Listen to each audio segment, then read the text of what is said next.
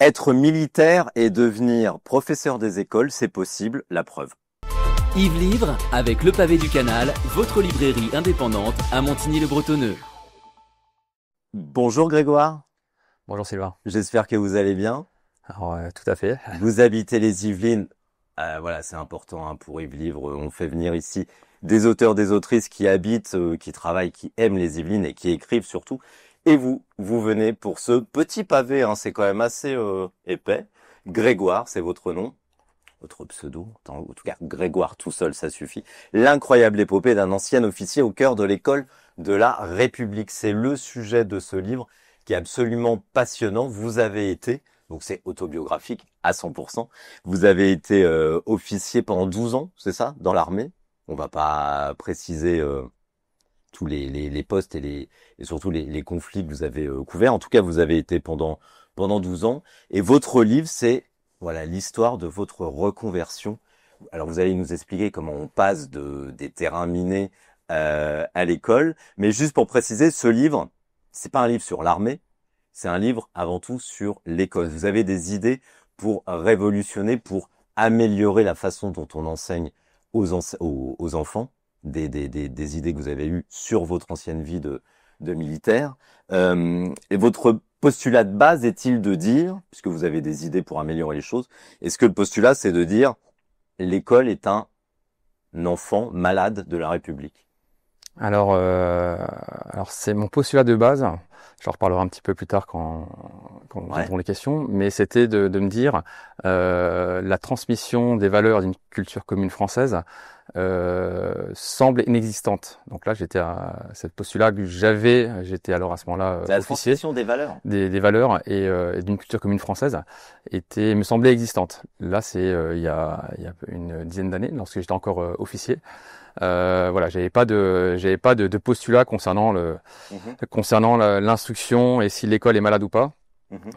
Par contre, effectivement, après 10 années comme professeur des écoles, je pense que ce constat que beaucoup partagent, je suis moi-même amené à le partager et à l'identifier que notre machine à instruire est effectivement un peu malade, un peu grippée. D'accord. Alors déjà, on va revenir sur votre parcours. Vous avez été officier pendant 12 ans. Comment on arrête d'être militaire? Parce qu'a priori, quand on commence à être militaire, on l'est jusqu'à la fin de ses jours. Enfin, c'est l'impression que j'ai. Tout à fait. Vous avez arrêté ça et vous êtes devenu professeur des écoles. Pourquoi, comment? Alors donc effectivement, j'étais officier de carrière. J'avais fait Saint-Cyr à Couatquidan. Ouais. Et Donc Saint-Cyr, juste petite parenthèse, je l'ai appris et c'est important puisque on parle des Yvelines. Saint-Cyr, c'est pas juste à côté de Saint-Quentin. alors il y a jusque 1940, c'était l'école d'officiers de Saint-Cyr à Qui côté était de là. Saint-Quentin. Ouais. Le nom a été conservé et après la Deuxième Guerre mondiale, l'école a été transférée sur le camp de Couatquidan en Bretagne D'accord. et en récupérant le nom de Saint-Cyr qui correspondait à la ville Donc ça, je ne le savais pas du tout. Et Saint-Cyr, c'est l'école de Charles de Gaulle. Et tout à fait, ouais. Et par contre, à Saint-Cyr-l'École, les bâtiments sont devenus le lycée militaire de Saint-Cyr-l'École. Donc c'est quand même, il y a quand même une école militaire qui est à destination de lycéens. Voilà. Donc petite précision, 100% yvelinoise. Donc vous êtes militaire pendant 12 ans, ça marche bien. Enfin, on sait rien. Vous changez de vie. Alors le pourquoi, en fait, j'ai commencé à travailler avec un ami. On a un petit peu travaillé sur une résurgence d'un service national ou plutôt d'un service civique. C'était en 2005, on réfléchissait à ça. Ouais. En fait, c'était un petit peu la période des émeutes dans les banlieues. Donc j'ai eu cette petite passion qui a commencé à se construire au fur et à mesure. Pour les enfants, pour l'éducation. Voilà, dans le cadre de l'éducation, c'est ça. Donc à ce moment-là, moi j'ai pas fait le service national. Je suis directement rentré enfin le service national n'existait à ce moment-là plus. D'accord. Mais j'ai identifié qu'il y avait peut-être un manque, en tout cas, dans le cadre de la formation citoyenne, ce petit passage qui existait m'a manqué. Et donc je réfléchissais à l'émergence d'un service civique. Ouais. Et de fil en aiguille, j'ai commencé à me passionner pour l'éducation. Et vous aviez déjà cette fibre-là ou pas du tout? Quand vous étiez jeune, vous vouliez être Non, prof? pas du tout. Hein. Je n'avais jamais réfléchi à être professeur. Et en tout cas, j'ai commencé à me passionner au fur et à mesure sur toutes les questions d'éducation. Et quelques années plus tard, lorsque je venais de commander ma compagnie, donc j'avais une centaine de militaires que je commandais, j'allais passer à une deuxième partie de carrière. Donc, et cette partie de carrière, cette deuxième partie, allait être davantage en état-major. Et moi, je voulais rester sur le terrain entre guillemets. D'accord. Et alors, je change de champ de bataille, mais voilà, c'est à ce moment-là que j'ai fait la bascule. Alors le comment, j'ai fait pour devenir professeur des écoles. Des examens. Voilà, alors cours. il y a plusieurs possibilités. J'aurais pu faire la démarche de faire de faire un dossier, de monter un dossier. Et moi j'ai fait une démarche. En fait, à ce moment-là, il y avait une recréation des IUFM qui avait disparu. Alors à ce moment-là, ça a été recréé sous l'appellation ESPE, École supérieure du professeur des écoles. J'ai fait le concours comme tout étudiant. Alors à ce moment-là, moi j'étais à distance, j'ai fait le CNED. Et j'ai fait le concours que j'ai réussi dans l'Académie des Yvelines. Voilà, j'ai été préparé. Félicitations. C'était pendant mon temps de commandement de compagnie, donc le soir, week-end et vacances. Voilà, je m'attelais à ce concours qui était assez intéressant. Il faut du courage. Il vous disait quoi vos collègues militaires? Alors j'en ai pas parlé. D'accord. J'en ai pas parlé. Okay. Et en tout cas, j'ai eu une petite bascule un petit peu assez intéressante, voire surprenante. Où en fait, quand j'ai réussi le concours, pendant 1 an, j'étais toujours sous statut militaire, j'étais détaché. Et en étant détaché, j'étais en alternance à mi-temps à la fac et à mi-temps comme professeur des écoles en école maternelle. Donc j'étais militaire, professeur des écoles en maternelle. Ah, génial. Voilà. C'est original. C'est assez original et je pense que déjà il y a 10 ans, je m'étais dit ça pourrait faire l'objet d'un livre. donc vous commencez par la maternelle. Voilà. Ce qui n'est pas forcément la section, enfin en tout cas la période la plus simple. En tout cas, c'était pas du tout ça que j'avais imaginé. Moi, j'avais déjà identifié qu'avec du cycle 3, donc CM1, CM2, je voyais plein de choses à faire. Avec des maternelles, j'avais pas forcément imaginé cette reconversion. Et vous avez commencé par ça et finalement c'était une bonne. Alors moi j'ai l'apprentissage. En fait, d'un point de vue pédagogique. Avec des maternelles, enfin, je pense que c'est une des meilleures manières d'apprendre parce que les enfants, souvent on dit que les enfants sont cash. Pour le coup, en maternelle, là, il y a pas de filtre et s'ils n'aiment pas quelque chose, ils vont vite le faire savoir. Donc il y a vraiment une nécessité d'organiser.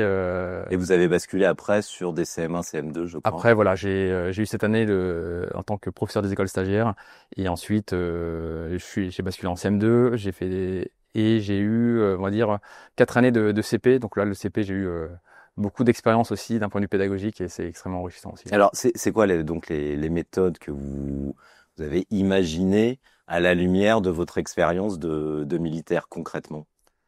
Alors, première chose que néanmoins j'avais déjà identifiée avant même de devenir professeur des écoles, c'était toute la partie liée à la transmission des valeurs et à la transmission d'une culture commune française.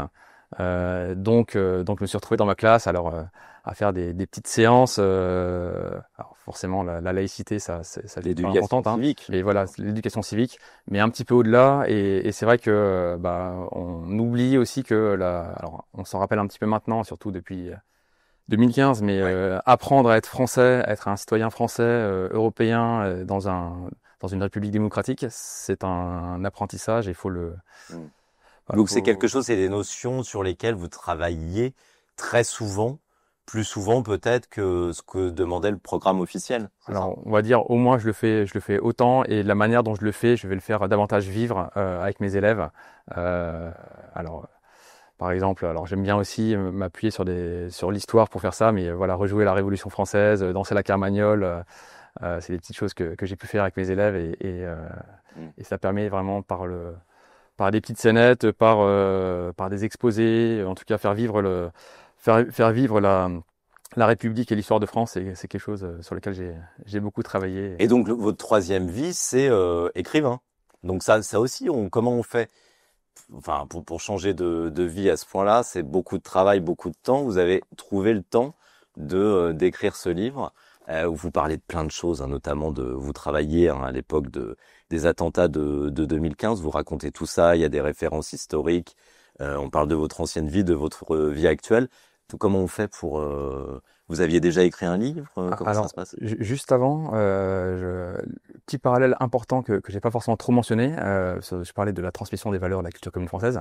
Là où j'étais, je reviens sur la question précédente, où j'étais assez surpris moi-même, c'était la partie pédagogique, où en fin de compte, je me suis vite retrouvé à avoir une pédagogie assez improbable qui fonctionnait. Et c'est là où je vais faire aussi beaucoup de parallèles avec ma posture d'officier. Les qualités, les compétences qu'ont un officier Ouais. qu'on peut retrouver en classe ou dans une école. Mhm. Donc ça, c'est une grosse partie du livre. Ouais. Et enfin donc écrivain. C'est donc troisième métier. Effectivement, c'est un métier à part entière. Alors quand j'ai commencé à écrire il y a 2 ans et demi, je pensais pas que ça prendrait autant de temps. Ouais. Et c'est un vrai métier. Et la petite difficulté que j'ai eue quand même, c'est que c'est pas un troisième métier successif, c'est que c'est un troisième métier que je cumule. Étant Ouais, donné c'est ça. que je suis, alors j'avais fait une petite pause de 2 ans après l'armée, mais je suis redevenu réserviste.